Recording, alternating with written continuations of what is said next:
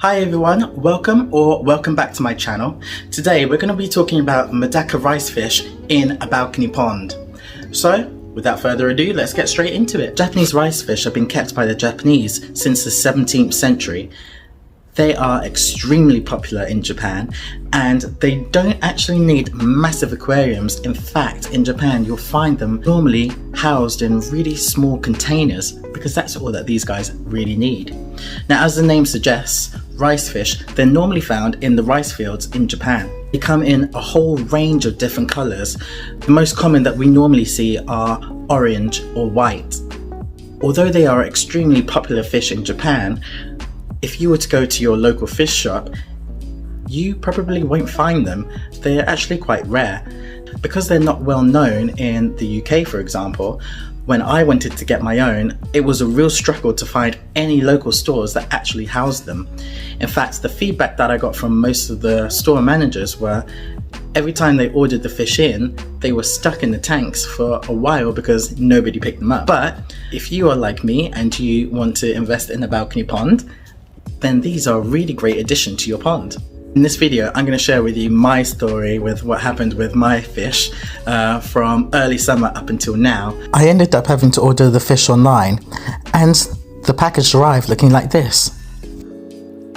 I had originally ordered eggs, but as you could see, some of them had already hatched. If you look closely at the bottom, you'll see some little eyes swimming around. I kept them in a plastic container floating on top of the pond. That way they get used to the fluctuations in temperature outside. I also put some duckweed in the container just to provide some extra shelter for them. I did a 50% water change every single day. They don't need feeding for the first few days after hatching, but after that I fed them crushed fish flakes and they seem to love it. Natural sunlight really helps to produce some really vivid colours for these fish. These fish will eventually become orange, so I can't wait to see those vibrant colours. After a few weeks, they began to get a little bit bigger and you can start to see a little bit of coloration on them.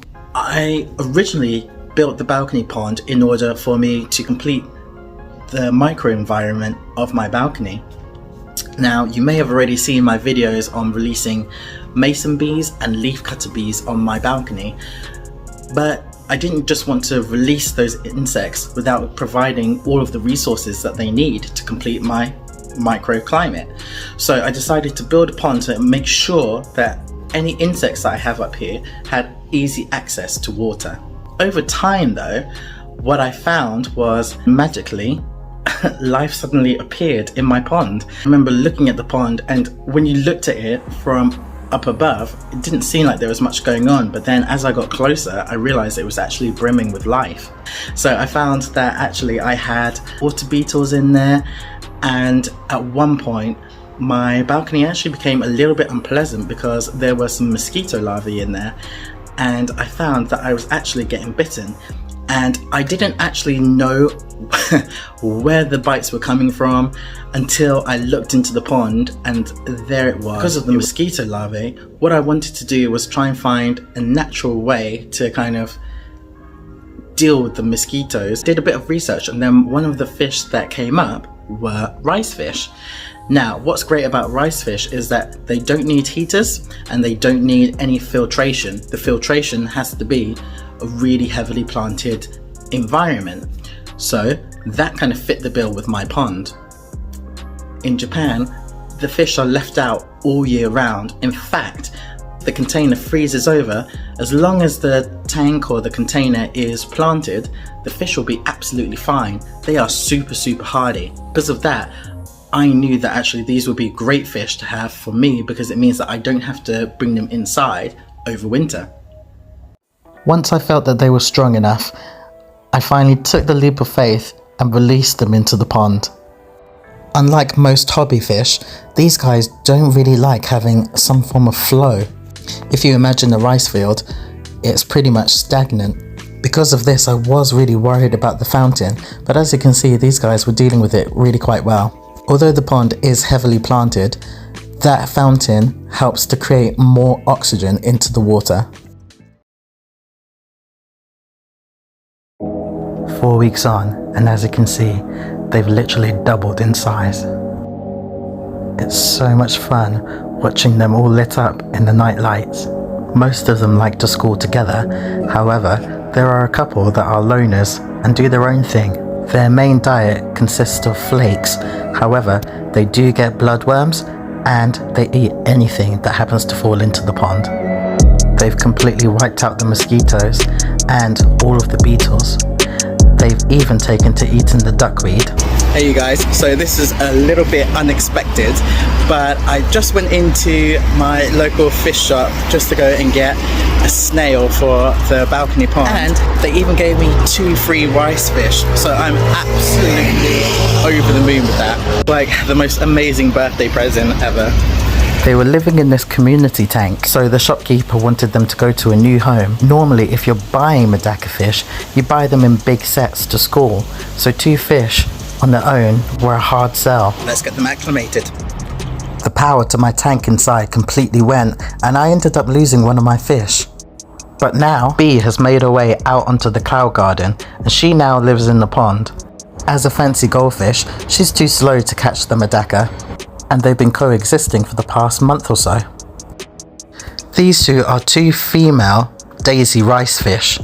In sunlight, they will actually turn a darker blue, so I can't wait to see that.